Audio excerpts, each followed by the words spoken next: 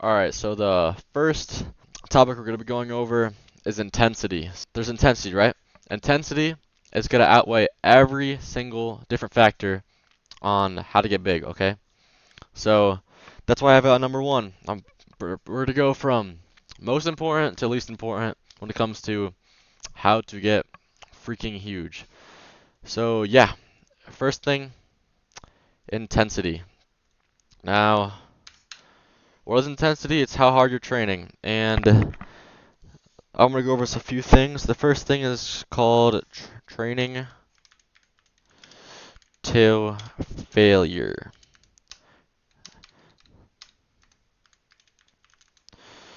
Okay, so as a beginner, you're going to want to train to failure, most likely when you're first starting. Now, this is important because it helps you get into the aspect of training hard. So, you guys know Andrew.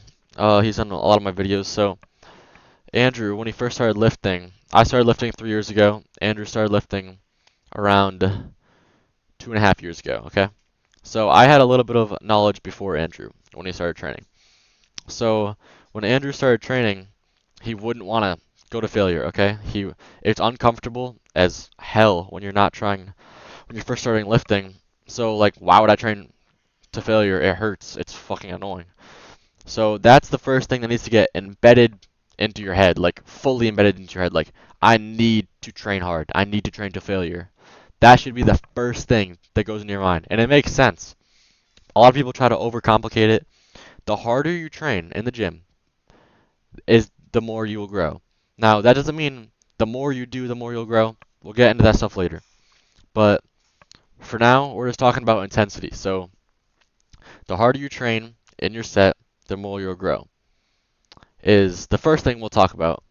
But after this, we'll talk about some things like fatigue. Maybe training as hard as you can. Every set might not be the best thing for you, including recovery, but that's first thing, intensity. So you have to be training as hard as you possibly can every single set if you want to get big. Throughout this video, um, I want to tell you guys that having a training partner can also help a ton. I train with Andrew right now because Logan has wrestling after school, but training partners can help you, push through the extra reps and stuff. If you don't feel like it, or if you're feeling down, they can help you. Everyone knows that shit. Okay, so that's the basic stuff. Just train intensity, and training partners help with that. Yeah, basic shit. So yeah, and also a big misconception people have is forced reps.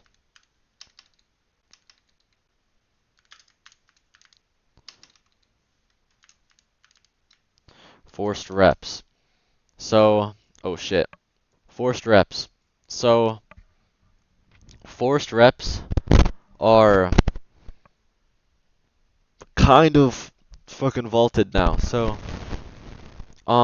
when I first started training around 3 years ago, I thought forced reps, training past failure, it's the good shit. Okay?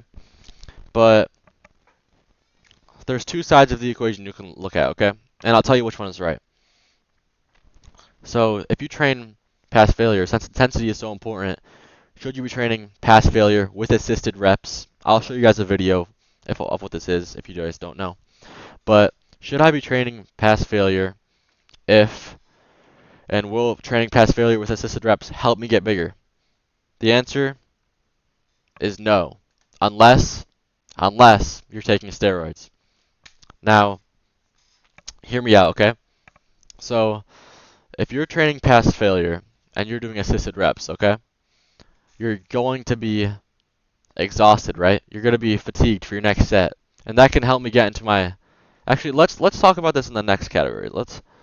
We got intensity out of the way, okay? So, if you want to the first thing you should be thinking about when you're starting training and you want to get big, seeing progression of yourself is intensity. If you're not training hard, you're not going to see the results you want. Second one, fatigue. And then the first category of that will be volume. So, the amount of volume you do while training is extremely significant. Like, very, very, very, very, very significant, okay? So, like we were talking about earlier, forced reps. So, should you be doing forced reps? The answer is no. And that's because when you're doing forced reps, someone else or you're gonna lower the weight or drop sets. Let's talk about drop sets too. They're kind of in the same category, okay? So forced reps and drop sets, okay? So forced reps and drop sets, oh shit. Forced reps and drop sets are around the same category because they both push yourself past failure and uh fatigue the fuck out of you, okay? Now, if you're on steroids, you can take that much volume, okay? Steroids can help you recover faster than if you're natural, like me and probably most of you guys watching. So, if if you're to be doing forced reps and drop sets, you're gonna be fatiguing yourself. Not only for your next workout, you might not be able to recover, but you're gonna be fatiguing yourself for the next set, okay? So, each set, you're going to be wanting to be training as hard as you can, but also with as much weight as you can within good form, okay? So you're not going to be doing that shit where you just fucking pick up a lightweight, a random lightweight, and you're just repping that. Like, you're not going to do that, okay? So you got to pick the heaviest weight you can with good form and get around the 4 to 8 rep range. I would say the 4 to 8 rep range is the best rep range for hypertrophy and strength building. I think it's just the sweet spot, okay? So anything above 8 reps, I would say, is it doesn't make a big difference, but it's just do you really need to be doing 12 or 15 reps? No, okay? Do you need to be doing 2 reps, 3 reps? Probably not the best for hypertrophy. So yeah, forced reps and drop sets are going to be making you more fatigued for your next set. So let's say I do a normal set, okay? I hit failure. I train super intense. That's good to begin with, amazing to begin with. Most people in the gym aren't training to failure. And a lot of people think they're training to failure, and they're not because they're training like a pussy, okay? So if I was to do a normal set to failure, and then I was going to do a set of forced reps to failure, the difference between these is forced reps, you might feel the muscle contract more, okay? You might feel it burn fucking more, okay? Because a lot of people think that if your muscle's burning, you're gaining muscle, which is not true. And then on the other side of things, you hit failure, which honestly is fucking, it hurts to begin with, but it's a fucking good hurt. Like, obviously, it's a good feeling going to failure. If you do another set of the forced reps, if you do another set after forced reps, you're going to be doing one of the two things. You're either going to be doing less weight, or you're going to be doing less reps, okay? It just works like that. Your muscles are too fatigued to keep up with the style of training that is going to get you fucking big, okay? Or if you do drop sets, it's the same thing. Let's say you do a set of like bicep curls. You do 25 pounds, right? And then after that, right after, you do a set of bicep curls with 15 pounds, and you go to failure on both. Do you think you're going to be doing as much weight the next set as you were if you only did a set of 25 pounds? No. Now, if you are on a time crunch, this is when these can come in handy. So time, okay? If you are on a time crunch and you don't have a lot of time to train, drop sets and forced reps might be beneficial for you only because you're trying to get as much volume in as you can in a specific amount of time. But if you clicked on this video and you want to get fucking big, you probably don't have 45 minutes to train. You probably have an hour or 2 hours a day. Or you can make time throughout your day to train. You can either wake up early, go after work, whatever, after school. So, if you have the amount of time to train effectively, you should not be doing drop sets or training past failure because it will bite you in the ass and it's too much volume for you to handle. Now that we have this, so what do we have? We have intensity, right? What does that mean? Training till failure. Okay? Now, how much volume should you be, alright, should you be doing drop sets or training past failure? No. No. Okay? You do not need to be doing that. And that gets us into, well, Joey, why am I not going to be doing that? How much volume am I going to have to do of the, how much volume am I going to have to do of when I'm fucking training? Well, we're talking about it right now. So, we're going to talk about, let's talk about split and amount of volume. Okay, split and amount of volume. Which split is the best for muscle growth? Now, if you're clicking on this video, you've probably heard of things like push-pull legs, okay, or the Arnold split. Those are both splits that have 2x 2x frequency per week. Okay? Now this can be good, and it is good. You will gain muscle doing a split with 2 times frequency per week. What does 2x frequency mean per week? It means you are hitting each muscle 2 times a week. So this would look like this. So a push-pull leg split would look like this, or a Arnold split. You're hitting a muscle 2 times a week. All right, back and buys on Monday, okay? Monday you hit back and buys. That's one back and buys day. Then on Tuesday, you have chest and tries, maybe shoulders too. Okay? That's one chest and tries day. And then on Wednesday, you have legs, okay? Then on Thursday again, you repeat the cycle, okay? So on Thursday, you'll have back and buys again, chest, tries, legs. Rest day on Sunday, okay? That's you're hitting chest and tries or back and buys and legs 2 times a week, okay? So now that we got that frequency, should we be doing that? Absolutely not. Get yourself a 3 times frequency split, okay? 3 times frequency is unfucking patched. There's so many different variations of it, and it is the best split there is, okay? It is the best split. And let me tell you why. So, there is one big difference between the splits, and that is how much weight you are moving. So, with the 2 times frequency split, you might be doing around 6 sets per muscle 2 times a week. So that means 12 sets you're doing in a week.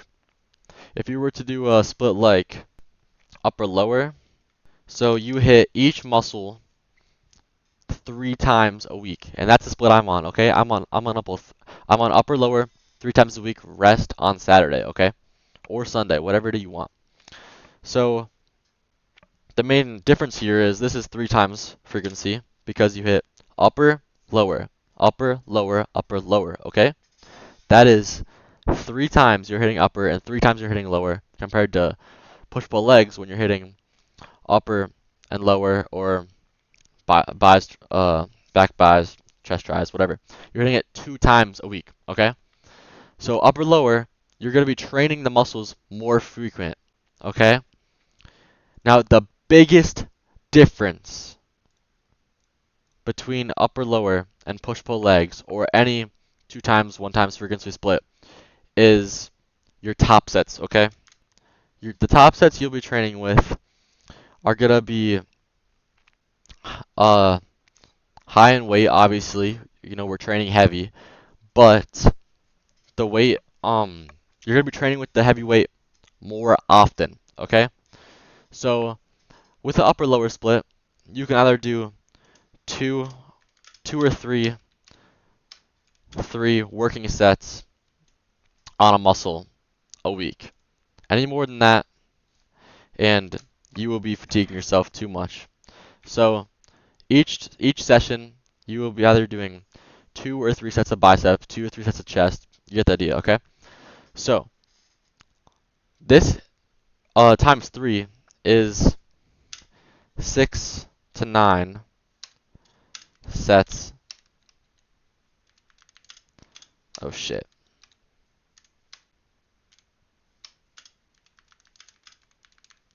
6 to 9 sets a week on upper lower, okay? On upper lower, you're gonna be having 6 to 9 sets a week. On push pull legs, you're gonna be having 12 sets a week, okay? Now maybe you're asking me, you may be wondering, why is push pull legs not better? You're doing more sets. Well, since you asked, you're wrong, okay? You're wrong, okay? So, um, the reason why you'll be getting more gains on upper lower, right here, upper lower, than push pull legs is because the quality of your sets will be much higher, and the sets that you will be doing will be in as high intensity as you can and with heavier weight, because throughout doing 6 sets, it's like a decline effect, okay? So you're gonna be starting here. Each set you're gonna be gradually going lower, okay? Each set within push pull legs, because that's just how your body works. If you do a set and then you do another set after, you're gonna be weaker, okay?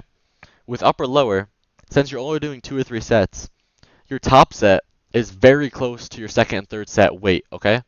So you're gonna be training with heavier weight more often than push pull legs.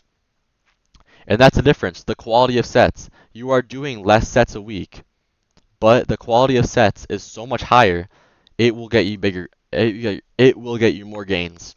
And there have been studies that show how much frequency matters more than the total amount of sets. So that's why the split you'll be doing is upper lower, 2 times split. That's what I do, or three times a week split. Um, and let's talk about some all the different splits you could do. I'll just talk about the top 2. So the top 2, upper lower and full body. Okay, so within a upper lower split, what are some positives? Okay, your sessions will most likely be faster.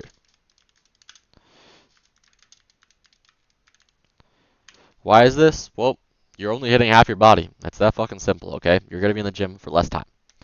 So, but there's another little backhand to that thing. You're gonna be in the gym more. What do you mean, Joe? You're gonna be in the gym less if you're in full body? Less days if you're in full body? But they're both 3 times splits. They're both 3 times splits. They're both 3 times frequency. What do you mean you're gonna be in the gym for less if you were in full body? Well, if you're in full body, it looks like this. Okay, so Monday, train, full body. Tuesday, train. No, you just hit upper. Okay, or you just hit full body. You are not gonna be training right after hitting full body. Okay, so what is Tuesday, you may ask? A effing rest day. Okay, Tuesday's a rest day. What's Wednesday? Full body.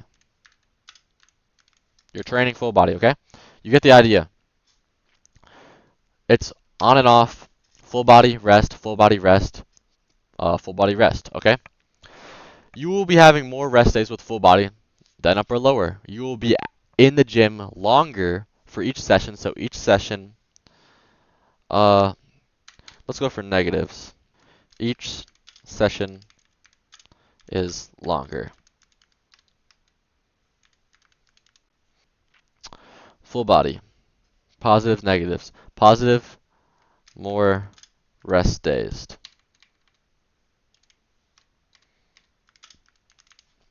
So since the upper lower gym sessions are faster because you're hitting upper lower, they're split in half, okay?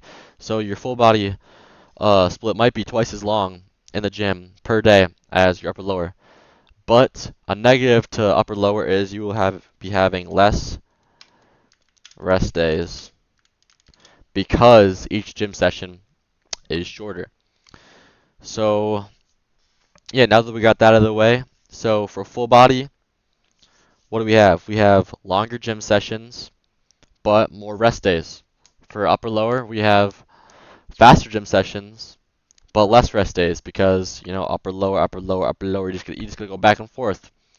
So yeah, some more positives about upper lower is you can emphasize your each particular muscle more. So you can zoom in on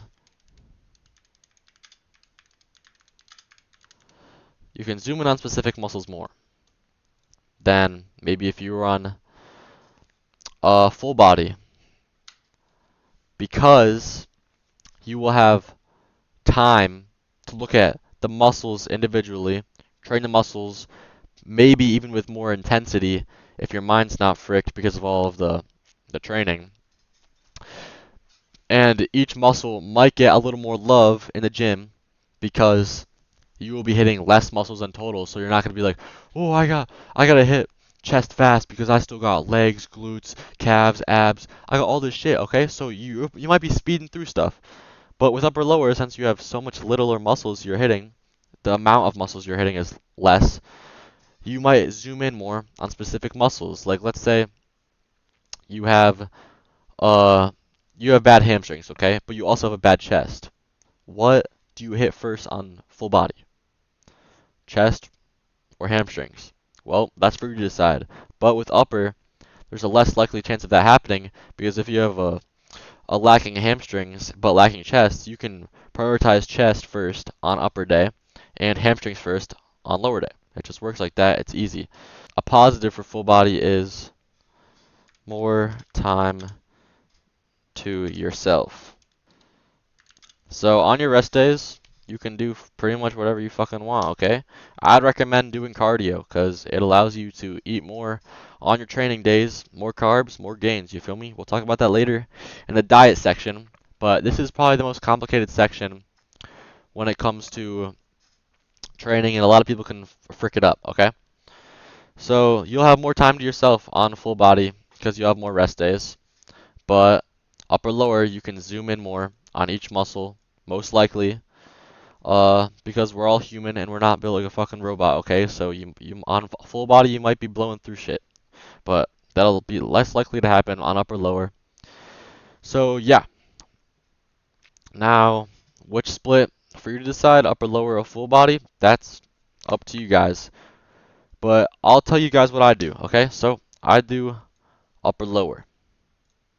Upper lower, I've been on it since summer, so for around 6 months now, and I have no regrets at all, okay? So how much sets do I do? So you can either do 2 or 3 sets per muscle per training day, okay? So you can either hit 2 sets of chest or 3 sets of chest each upper day. I do 3 sets per muscle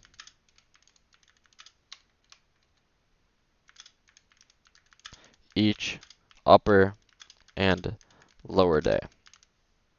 So that means if I'm hitting quads on lower day, I do 3 sets of quads. If I hit chest on upper day, I'm hitting 3 sets of chest. And the list goes on, okay? 3 sets of muscle. It's simple. It's easy. It's as simple as it gets, okay? 3 sets of muscle each day. You're hitting upper or lower, okay? 3 sets of bicep, 3 sets of back, 3 sets of whatever, okay? Now, when it comes to prioritizing weak points, this is where we get a little nitpicky. So now we got the split out of the way. What's the difference? Well, let's do a little quiz, okay? Let's do a quiz. What is the difference between the main most important difference between a 3 times frequency split and a 2 times frequency split? 3 times meaning upper, lower, full body, and 2 times meaning push pull legs or Arnold split. What's the main difference? Why is upper, lower, and full body so much better? Well, uh, I, I don't know. Okay, well, it's because your quality of sets will be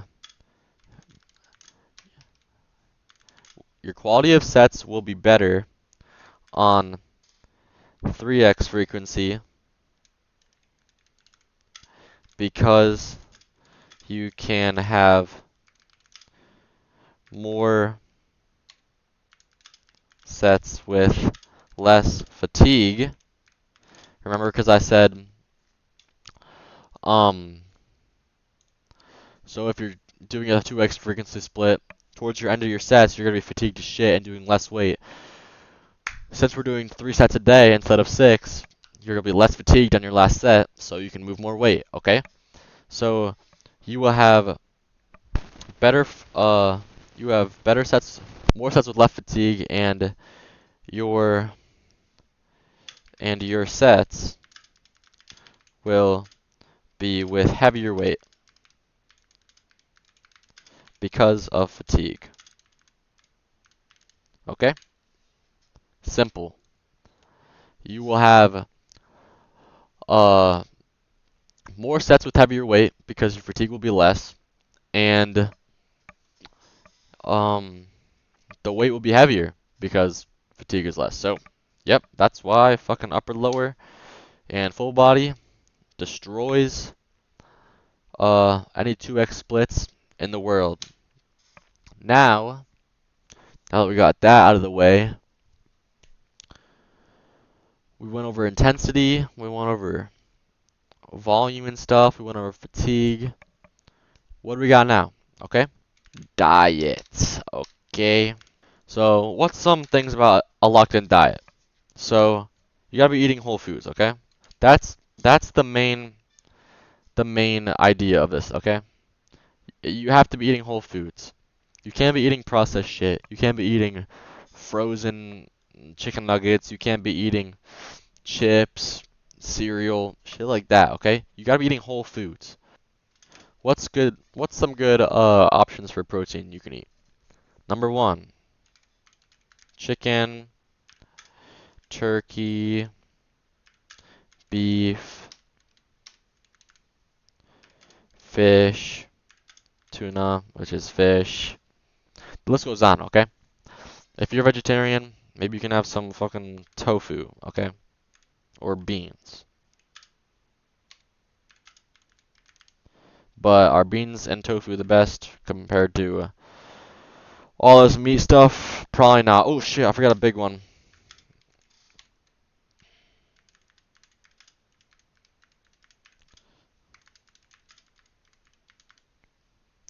Okay. There's a lot of other protein options you can probably go for, but these are like the main ones that I stick to. And yeah. So how much protein do we need? How much protein? Protein, how much? A lot of people get how much protein you need twisted up badly. So, the amount of protein you need is around between, I would say right around the sweet spot is 0.7 grams of protein per pound of body weight.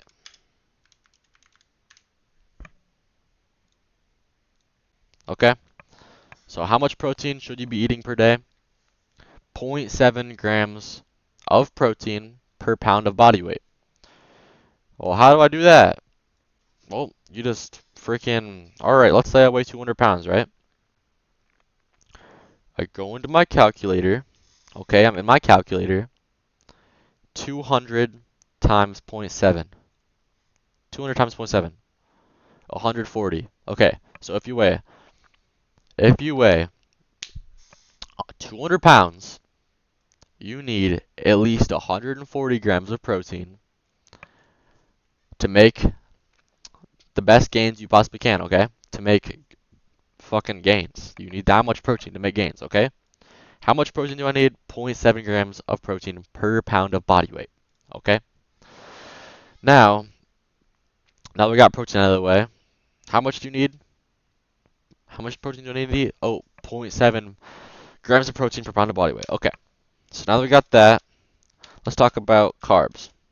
Carbs are the body's main source of energy, and they're used by breaking down glucose and using it for energy. So, what are some good foods for what are some good foods that have a really good amount of carbs in them? First one, probably the most obvious, rice, potatoes, bread, honey. Or let's just talk about uh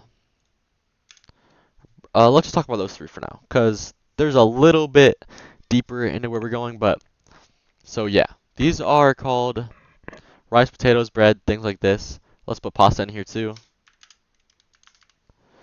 These are all under the category of slower digesting carbs. Okay? Slow digesting carbs. What does this mean? For you to get the effect of energy of eating these foods, which is why you're eating them for energy, you will need to wait around 1 to 3 hours to get the effects of these carbs in your body to feel them while you're working out. So if you were to eat rice and you want to feel the rice for your energy and your workout, you will probably need to eat the rice 1 to 3 hours before training, okay? But there's a little bit of a different type of carb, and it's called fast digesting. And what are these usually? Simple sugars, okay? Some examples of this are things like honey, maple syrup, syrup, I don't know. And I gotta be forgetting some. That's pretty much all I can think of right now that are healthy, but the list can go on and on about unhealthy fast digesting carbs. So like one of them, popular one, Rice Krispie treat, candy, gummies, anything like that, okay? If it has sugar in it, it's got fast digesting carbs, okay?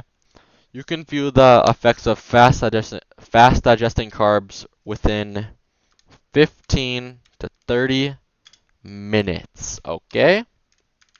Got that? 15 to 30 minutes is how long it'll take for you to feel the effects of fast digesting carbs, okay?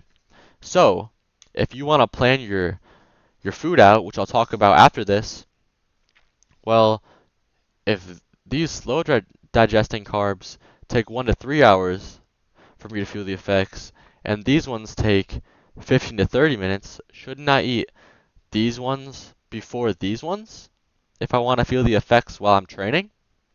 Yes. Okay?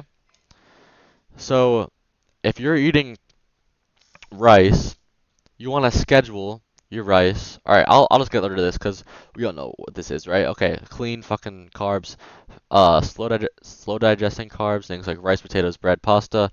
Fast digesting carbs, things like Rice Krispie treats, candy, gummies, chocolate, whatever. Okay, now that we got that, when should I eat them? Okay, so diet diet schedule. When should I eat the carbs? When should I eat the protein? When should I eat uh when should I eat the slow, fast digesting carbs? All right, here we go. Okay, protein. There is one misconception I have about protein, and it could affect your training, and that is people saying, "Oh, well, I don't need my protein for my workout, so I can spread it out through the day." You're correct, but you can put it somewhere else through the day so you can get a better workout. And that's throughout the day, but mostly at night, okay? Now we're getting super, super, super nitpicky, okay? Like, this does not matter a lot when it comes to diet, okay? When your protein is eaten. But it can affect the amount of carbs you can get in within your diet. So you're gonna be eating protein, okay? Let's say you should just eat a little bit before you work out, okay? It's good to plan that through the day, but let's keep most of it at night. Now, why we're keeping most of it, or not at night, but after you train, okay? We're keeping it mostly after you train so we can get more carbs in before we train, okay? So we're gonna be wanting to eat carbs mostly before we train, so we can put the carbs to use and actually fucking use them while we're training, okay? So that's why we want to put most of your protein below or after your training, because you want to carb up with as much calories as you can before your lift so you can get the most energy you can with your lift. Because you can eat protein throughout the day and it's not going to affect, when you eat your protein, it's not going to affect how much muscle you gain, okay? So if you eat more carbs, that will. And if you eat all your carbs after you train, that's low-key stupid. So put the carbs to use. Eat them before you lift. That's when you should be eating carbs. You should be eating protein throughout the day, but mostly at night or after you train, okay? Let's talk about a little misconception people have, and that is anabolic window. If you don't know what this means, it's a period of time after training where people think they need to eat protein. So people say like, "Oh, after I train, uh my protein receptors are ready to get protein and I'm ready to," and that's how you get biggest, because after you train your muscles need protein. No, okay? You can eat protein throughout the day, and it doesn't have to be 30 minutes after your workout for you to get big, okay? That is a fucking myth, okay? You do not need, there's no such thing as an anabolic window, okay? You can eat protein 3 hours after you lift, and there will be no difference, okay? So, don't get fooled by that, okay? People saying anabolic window, "Oh, I gotta bring a protein shake to the gym after." BS, okay? That is not true. Now let's talk about fats. Lipids. Okay. There are two types of fats. There is unsaturated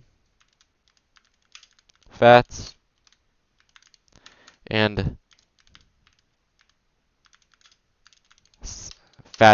saturated fats, okay?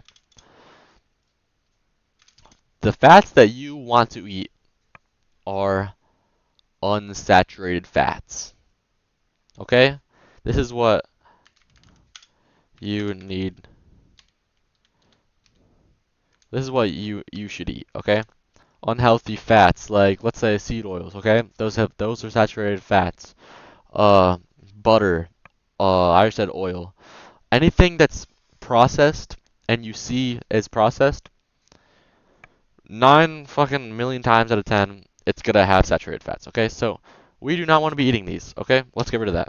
We want to be eating unsaturated fats. Some examples of this: avocado, okay?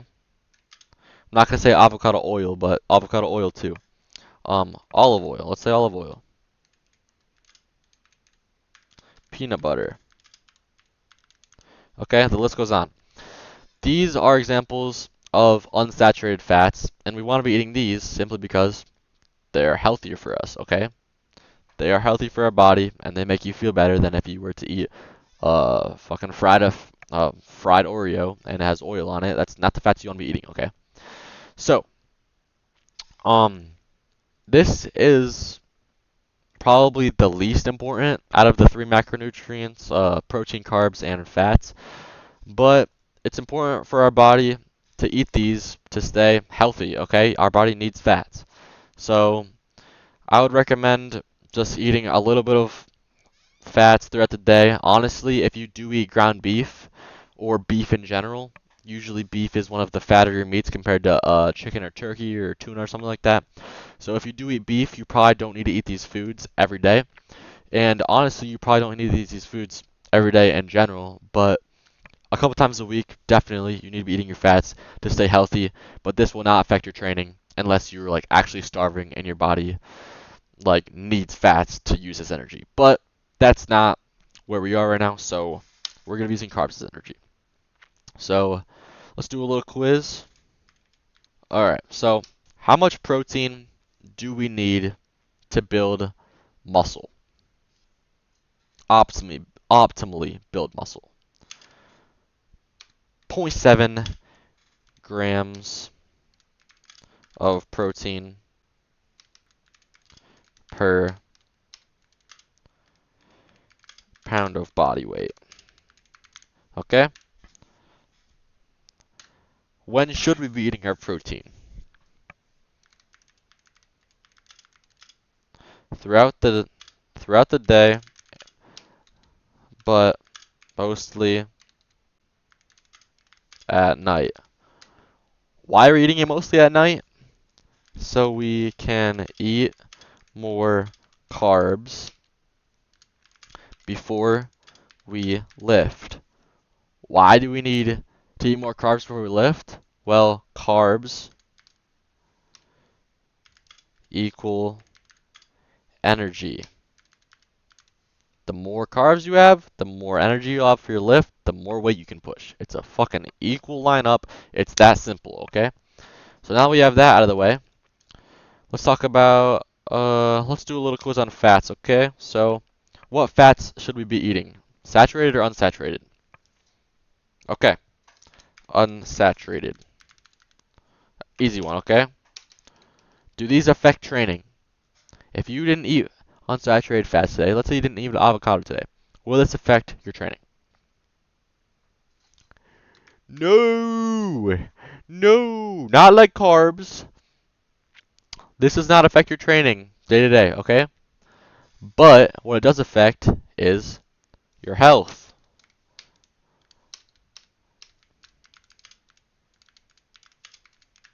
Our body needs fats, okay?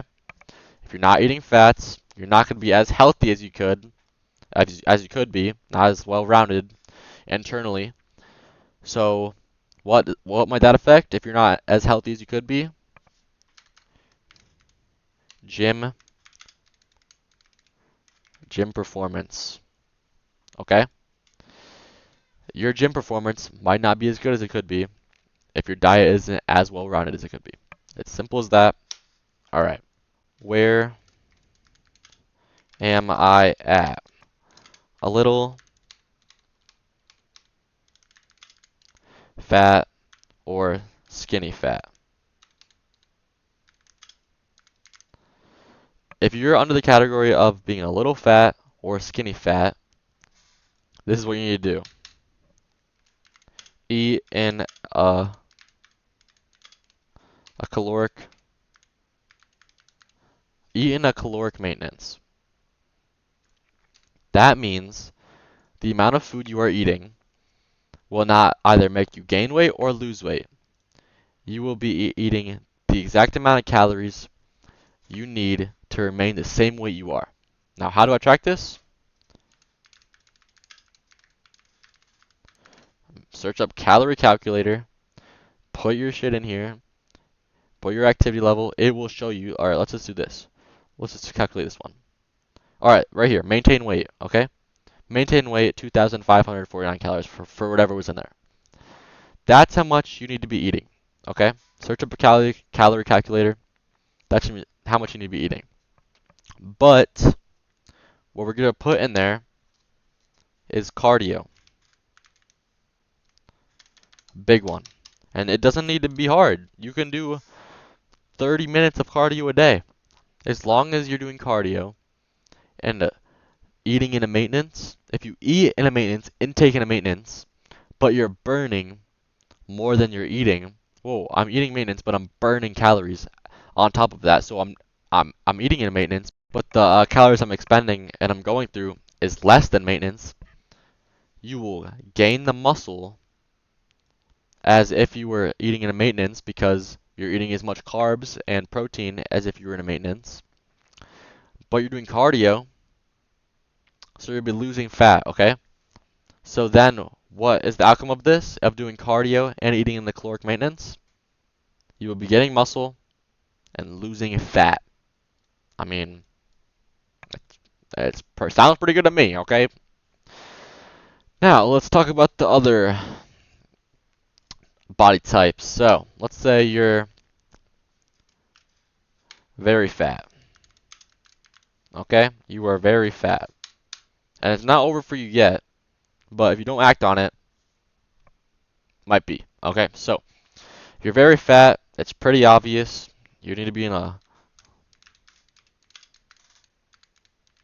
caloric deficit. Okay? That means, I'll just go back to the calorie calculator. That means the amount of calories you are using throughout the day is going to be more than what you're intaking. So you're going to be losing weight.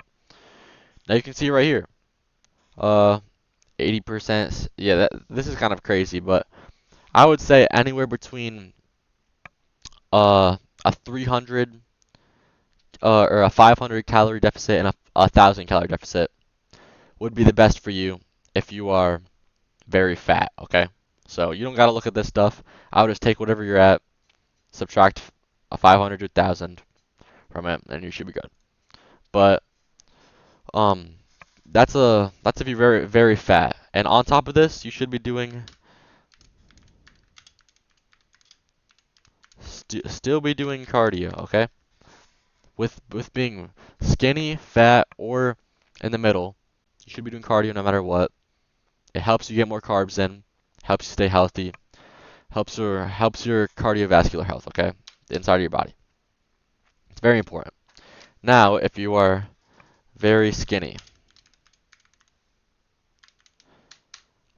to be honest, when it comes to the amount of muscle gained, out of all three of these, you are most likely in the best position.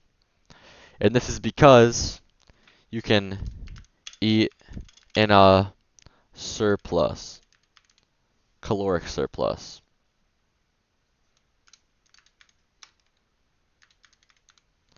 You can eat in a caloric surplus. Now, what does this mean? The amount of food you're eating is more than the amount of food your body needs to remain at homeostasis. So that means you will be gaining weight. This is a little more complicated than the other two because when it comes to the amount of where your calories are coming from, it needs to be from carbs, okay? If you're eating in a surplus, the extra calories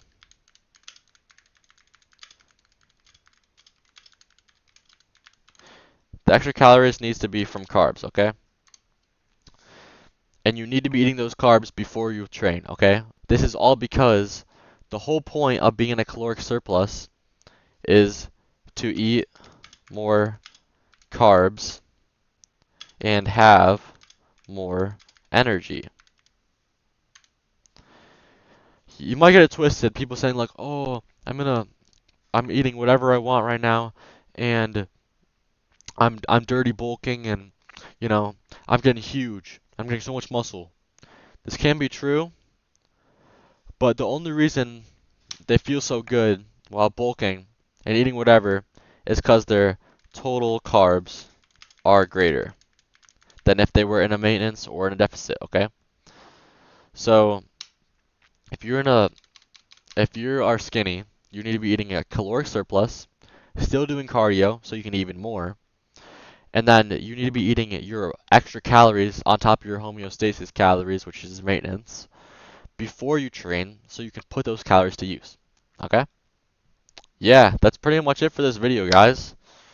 That's kind of a lot of information in one video. So if you guys have questions, leave them in the comments. Definitely.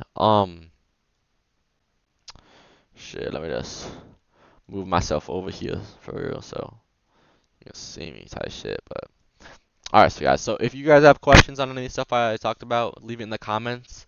I'll probably make another video on it, honestly. I mean, shit, I can do this shit every day. So if you have some questions about any things I explained in this video, leave it in the comments. I'll get back to you as soon as I see it, which will probably be super fast. Um, yeah, tell me if you like this type of video, a little bit more information based. Obviously, I'll still be posting my gym videos with Andrew and Logan. You know, there's shit going on for real. But yeah, so just leave a comment how you liked the video, if it helped you, if it didn't, if I'm fucking stupid. Yeah, much more videos like this to come in the future probably. So yeah, guys, see you.